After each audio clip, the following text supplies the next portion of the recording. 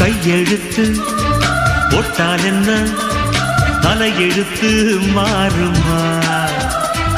உயிரெழுத்து என்னை விட்டு மெய்யெழுத்து வாழுமா? எத்தனை நாள் சொன்னதுண்டு பள்ளி அறை காவியம், சொன்னதற்கு சாட்சியுண்டு சின்னஞ்சிறு ஓவியம். ஓடைக்கு தென்றல் மீது இன்று என்ன கோபம்? ஒட்டாமல் எட்டு சென்றால் யாருக்கென்ன லாபம்? நீ சின்னமான் என் சொந்தமான். கல்யாணம் கச்சேரி கால் கட்டு எல்லாம் ரயிலேறி போயாச்சிடு.